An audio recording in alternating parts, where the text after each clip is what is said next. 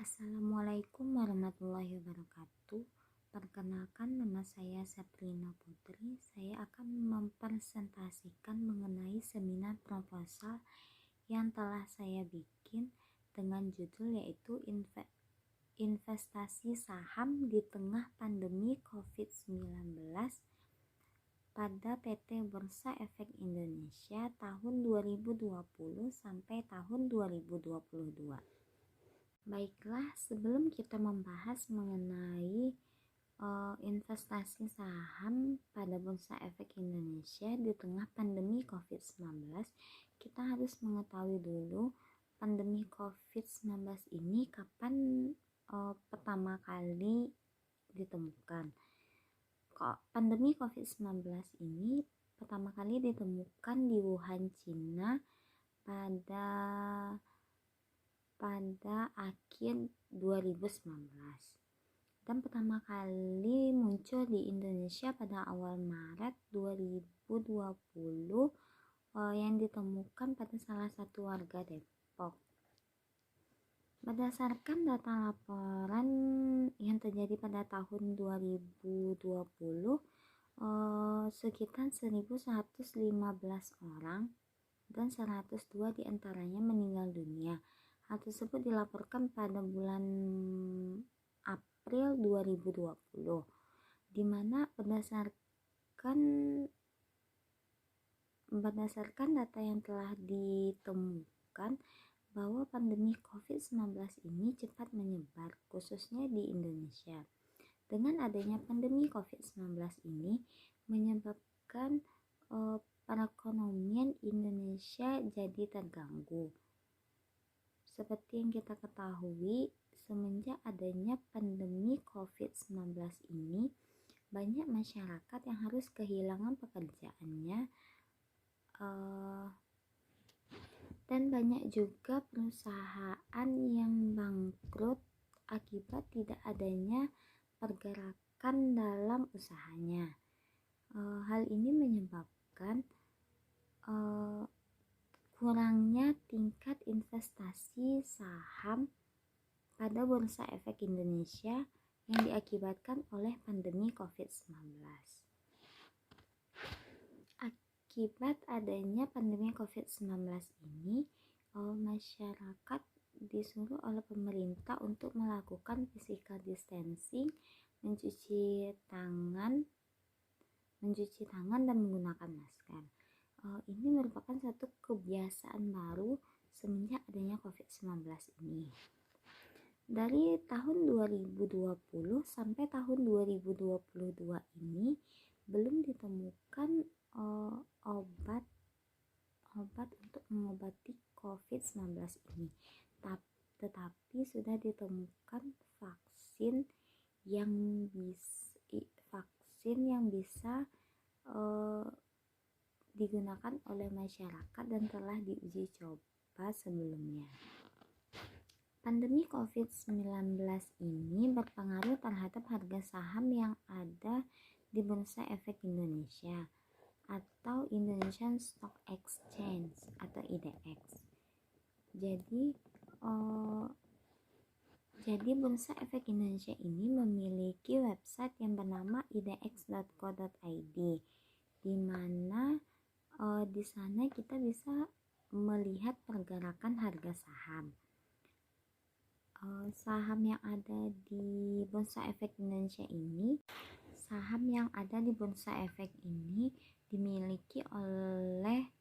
ada yang dimiliki oleh pemerintah dan ada juga yang dimiliki oleh perusahaan swasta. Jadi perusahaan yang ada di dalam Bursa Efek merupakan perusahaan yang go public, artinya semua lapisan masyarakat bisa membeli saham pada perusahaan tersebut. Materi selanjutnya yaitu mengenai sejarah Bursa Efek Indonesia atau BURE. Secara historis, pasar modal telah jauh ada sebelum masa pandemi COVID-19, yaitu pada masa zaman penjajahan Belanda. Pada tahun 1912 di Batavia, pasar modal ini didirikan oleh pemerintah Hindia Belanda untuk kepentingan pemerintah kolonial atau VOC. Meskipun pasar modal pada tahun 1912 perkembangannya dan pertumbuhan pasar modal tidak berjalan seperti yang diharapkan, bahkan beberapa periode kegiatan pasar modal mengalami kevakuman. Hal tersebut disebabkan oleh faktor Perang Pertama dan Perang Kedua, perpindahan kekuasaan dari pemerintah kolonial kepada pemerintah Republik Indonesia, dan berbagai kondisi yang menyebabkan operasi Bursa Efek Indonesia Bursa Efek tidak dapat berjalan sebagaimana mestinya. Pemerintah Republik Indonesia mengaktifkan kembali pasar modal pada tahun 1977, dan beberapa tahun kemudian pasar modal mengalami pertumbuhan seiring dengan berbagai insentif dan regulasi yang dikeluarkan pemerintah. Secara singkat, tonggak perkembangan pasar modal di Indonesia sebagai berikut, yaitu pada April 2019 PT Pendanaan Efek Indonesia atau P mendapatkan izin operasi dari OJK. Yang pertama yaitu April 2019, PT Pendanaan Efek Indonesia atau P mendapat izin operasional dari OJK. Pada tanggal 27 Desember 2018, penambahan tampilan informasi notasi khusus pada kode perusahaan tercatat. Pada tanggal 26 November 2018, launching penyelesaian transaksi T+2 atau T+2 settlement. Pada tanggal 7 Mei 2018, pembaharuan sistem perdagangan dan new data center. Pada tanggal 6 Februari 2017, reksadana margin. Pada tanggal 23 Maret 2017, peresmian IDX Inkubator. Dan pada tahun 2016 menyelesaikan kembali atas auto rejection. Selain itu pada tahun 2016 B ikut menyukseskan kegiatan amnesti pajak serta diresmikannya Go Public Information Center. Pada Desember 2016 pendirian PT Pendanaan Efek Indonesia atau P.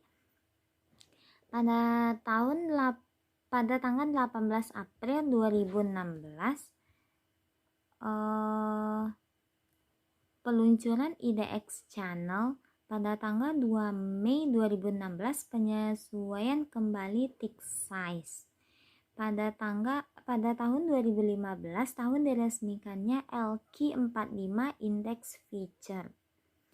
Pada 10 November 2015 TIMI bergabung dengan e-Camel.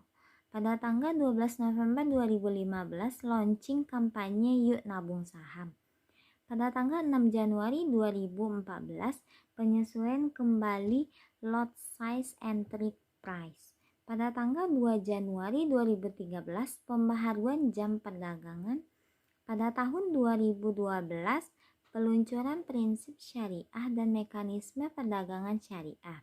Pada bulan Desember 2012 pembentukan Securities Investor Protection Fund atau SPIV. Pada Januari 2012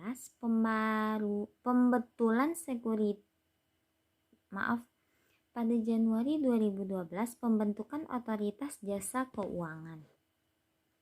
Selanjutnya yaitu mengenai saham. Saham merupakan salah satu instrumen pasar keuangan yang paling populer. Menerbitkan saham merupakan salah satu pilihan perusahaan ketika memutuskan untuk pendanaan perusahaan. Jadi maksudnya dengan adanya saham, perusahaan dapat menjual saham tersebut kepada pihak luar dengan tujuan untuk penambahan dana perusahaan. Saham juga merupakan sarana investasi bagi para investor, karena dengan saham bisa memberikan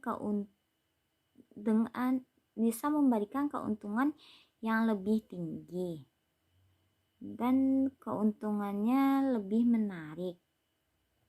Saham juga dapat didefinisikan sebagai tanda penyertaan modal seseorang atau pihak atau badan usaha dalam suatu perusahaan atau perseroan terbatas atau PT.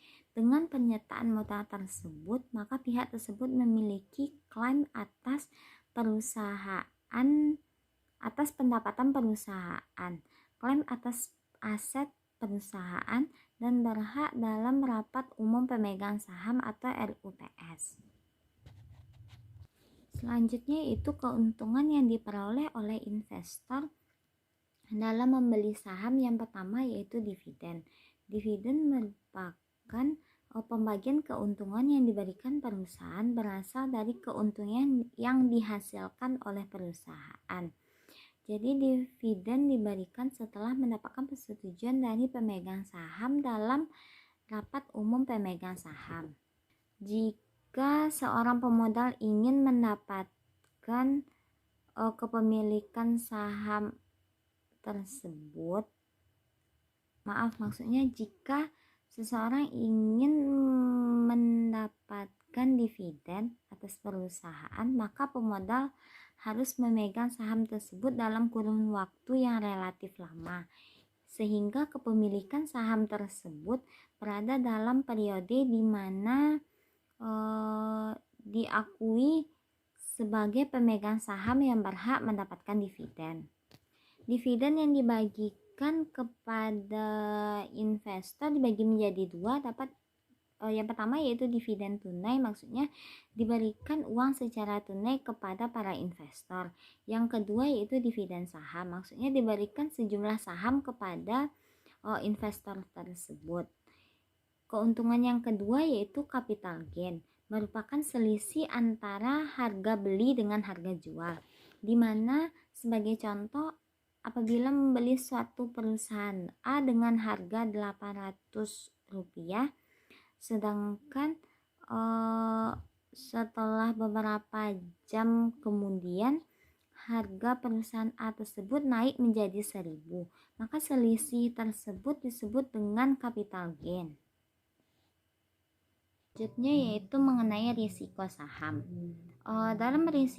Dalam suatu investasi tentu ada risiko. Risiko yang pertama yaitu capital loss, dan risiko yang kedua yaitu likuidasi. Capital loss yaitu kondisi di mana investor menjual saham lebih rendah daripada harga beli. Kebalikan dari capital gain. Sebagai contoh, individu perorangan membeli suatu saham seharga Rp1.000, sedangkan harga jual 1 jam kemudian yaitu 800, maka terdapat selisih antara harga jual dengan harga beli tersebutlah yang disebut dengan capital loss. Selanjutnya itu risiko likuidasi. Risiko likuidasi yaitu apabila perusahaan bangkrut dan dinyatakan valid oleh pengadilan, maka terdapat resiko dalam saham tersebut. Untuk ganti ruginya dibayarkan setelah perusahaan yang likuidasi tersebut membayar seluruh kewajibannya. Selanjutnya yaitu klasifikasi sektor dan subsektor. Yang pertama yaitu energi atau A. Perusahaan yang menggunakannya yaitu perusahaan pertambangan minyak bumi, gas alam, batu bara, dan perusahaan yang menyediakan jasa mendukung industri tersebut. Yang kedua yaitu bahan baku atau kelompok B. Perusahaan yang memproduksi barang kimia, material konstruksi, wadah dan kemasan, pertambangan logam dan mineral, non-energi, dan produk kayu dan kertas. Yang ketiga yaitu perindustrian atau kelompok C. Produsen barang kedirgantaraan, pertahanan, produk bangunan, produk kelistrikan mesin. Selanjutnya itu barang konsumen atau primer atau kelompok D, yaitu perusahaan retail barang primer, toko makanan, toko obat, supermarket, produsen minuman, makanan kemasan, penjualan produk pertanian, produsen rokok, barang keperluan rumah tangga, dan barang perawatan pribadi. Selanjutnya yaitu mengenai investasi. Investasi yaitu menurut Kamus Besar Bahasa Indonesia, investasi yaitu penanaman uang atau modal pada suatu perusahaan atau proyek dengan tujuan untuk memperoleh keuntungan. Dimana tujuan dari investasi ini untuk memperoleh keuntungan. Jadi kalau ingin berinvestasi, pasti tujuan pertamanya itu memperoleh keuntungan. Tujuan investasi ini beragam. Sebagai contoh, investasi dana pensiun. Tujuannya yaitu untuk mendapatkan sejumlah dana pada masa tua atau masa pensiun.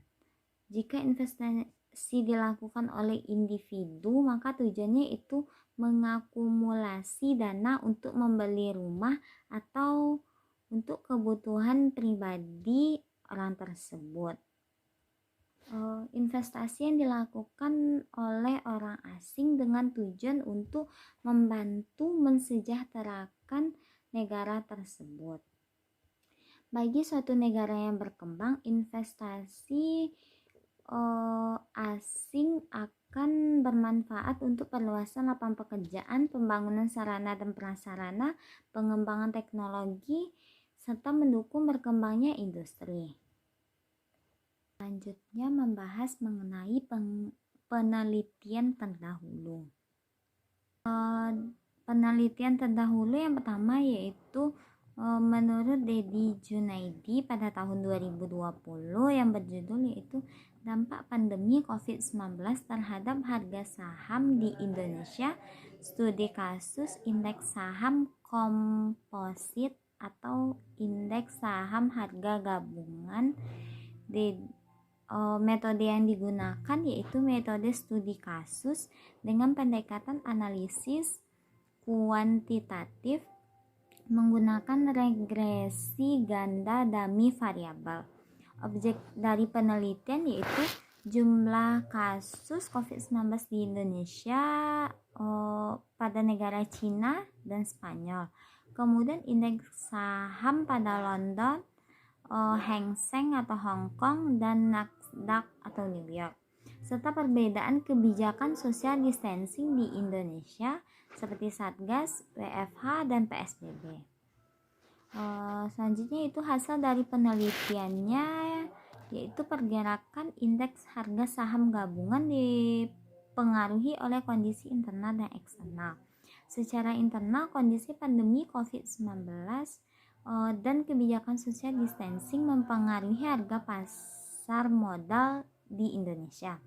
Secara eksternal, pandemi COVID-19 di Cina dan Spanyol ikut mempengaruhi indeks harga saham gabungan. Artikel selanjutnya yaitu mengenai dampak pandemi COVID-19 terhadap pertumbuhan ekonomi negara-negara terdampak.